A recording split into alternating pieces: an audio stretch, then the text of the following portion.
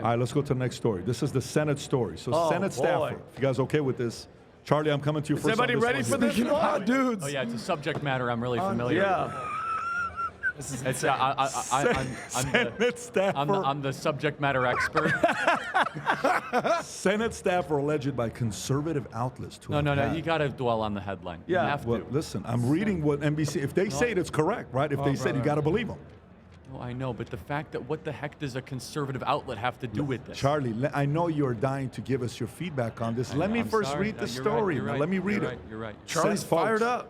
Folks, Senate staffer alleged by conservative outlets to have had sex in a hearing room is no longer employed. NBC News.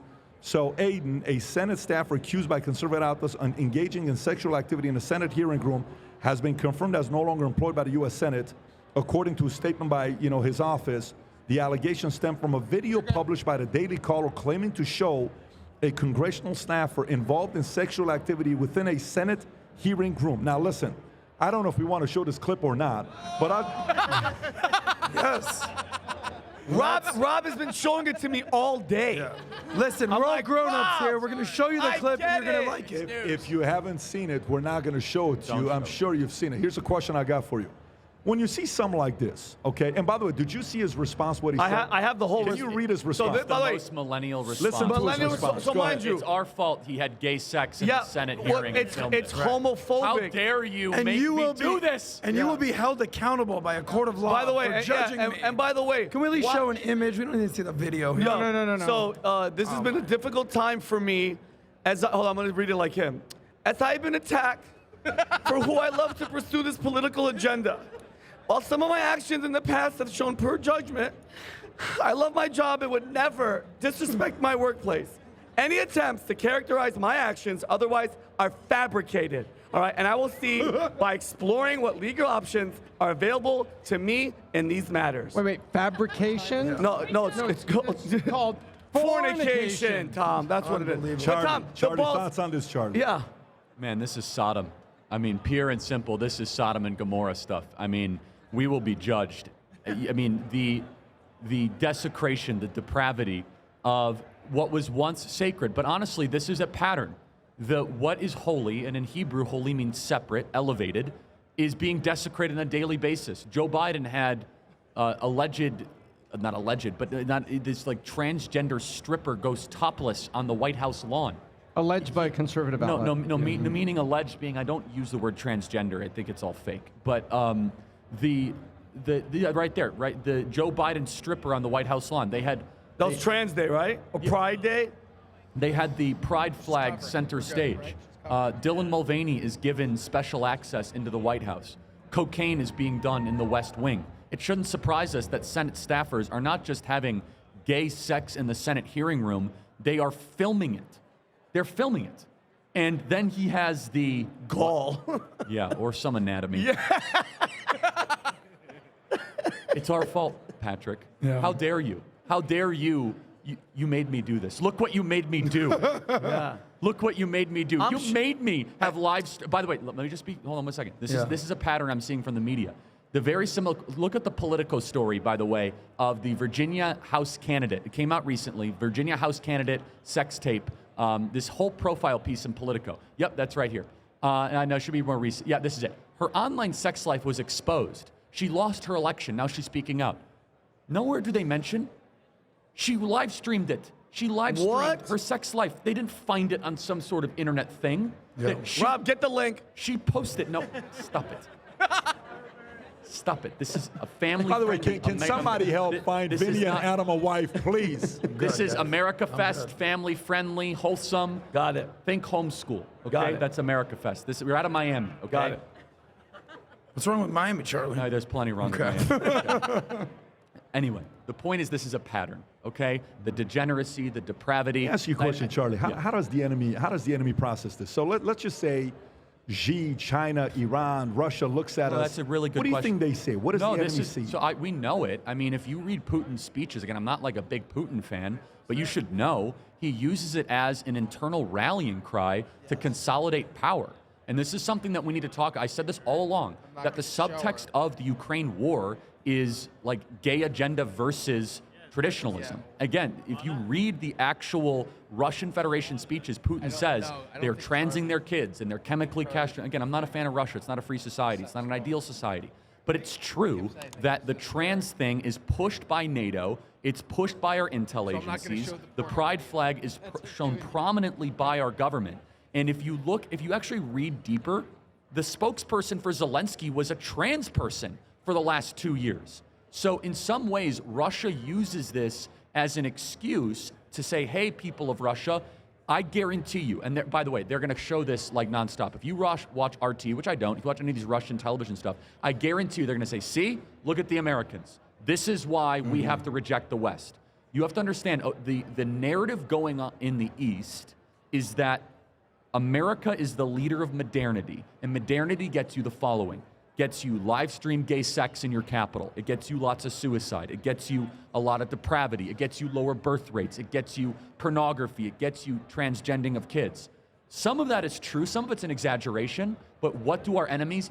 The easy answer is that they're laughing at us. No, no, no, no.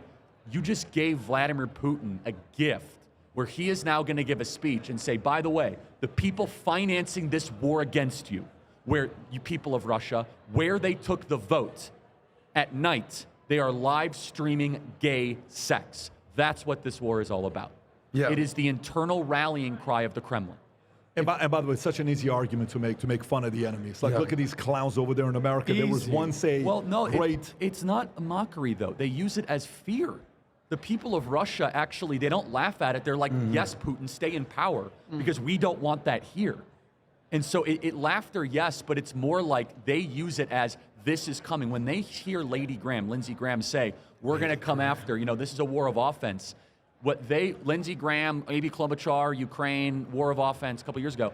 I didn't mean to interrupt you, Patrick, but what I'm getting at is the mockery by some, but the rank and file people of the mainland of Russia are terrified that the overtly aggressive gay agenda is going to come into Russia. And this certainly helps the argument. Look right there. The Saren Ashton Cirillo is a person born a man who became a woman, who thinks they're a woman, who was the spokesperson of the Ukrainian armed forces. The true conflict unfolding in Ukraine is the trans agenda, the excesses of modernity, and traditionalism. That doesn't mean I'm on the side of Putin. That doesn't mean I'm on the side of the Russian Federation. But you have to understand, that is what is rallying Russians domestically. I fully agree with you, Charlie, because two things can be true at once. Number one, Putin is a thug and dictator and obviously an enemy of the United States. But we're embarrassing ourselves when we are endorsing and co-signing the LGBTQIA+, whatever parts of the alphabet you want to throw in there. So yes, he's wrong. Yes, he's a bad guy. But yes, he has a point. He does have a point.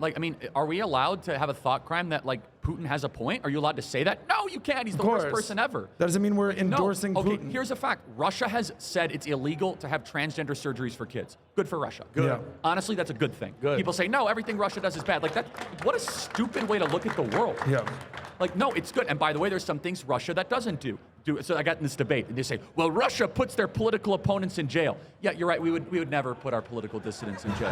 Yeah, we would never have gulags or have Donald Trump face 700 years in federal prison or lock up people because of thought crimes or making memes. You're right. Russia is so bad that we would never put political dissidents in federal prison. Or kick down their doors. Or kick down their doors or have a dragnet because someone took a selfie in the Capitol. Maybe we're actually more like Russia than Russia is. Well, you interviewed one of the most famous Russian athletes ever, the UFC fighter Nurmagomedov. What does he go by? Khabib. And you asked him how many genders are in Russia.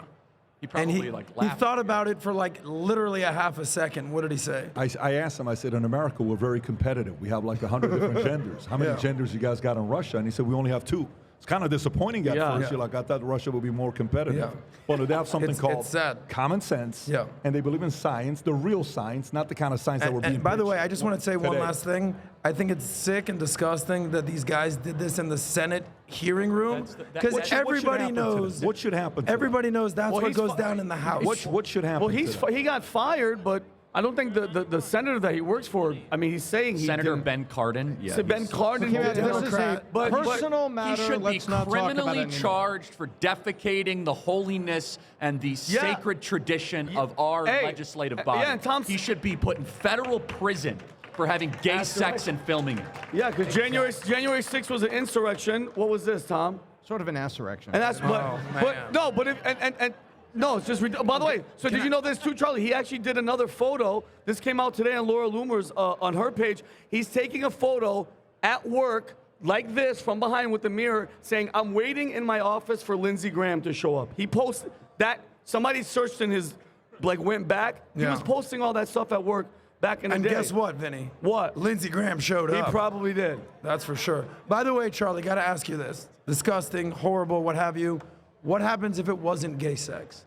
If it was just, of course, it's still would inappropriate. it still be a federal Yeah, crime? of course. It's desecrating. Of course it is. Absolutely. But here's what bothers so many people about the point of it is that he probably thought he could get away with it because, like, the whole gay agenda gets special rights right now in this sick world, okay? Yeah. So let's be honest. Like, and then he plays victim, like, oh, I feel so sad for him. Like, wow.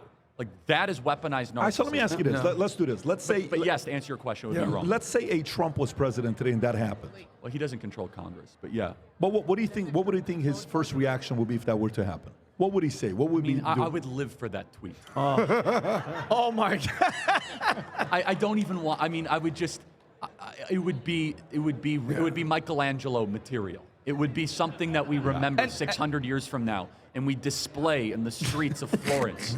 And we say, you remember when Donald Trump reacted to the gay sex film in Senate? No, it would be a wing of the Smithsonian with just exactly. I don't even tweets. want to guess. I don't even want to guess what it would be. And mind you guys, he would tweet something like, here things are happening in the Senate right now. He would do something like that. Sick, and mind you guys, twisted, demonic Democrats having anal sex. He was just They're doing it fired. again. He was fired. He hasn't been charged or He anything. should be. He should be. He will No. He's a Democrat. He'll be fine. Trust me. He got fired because they have to fire him. Let's see what happens. He won't What get he in did is trouble. worse than what 99% of the people on January 6th did. Let me say that again. 1000%. What he did is worse than what 99% of the people did on January 6th. By the way, agree. that's not even that big of a shocking statement. Well, not. I'm going to get clipped. That's why I repeated it Yeah. for the degenerates at Media Matters that probably enjoyed the video. Yeah.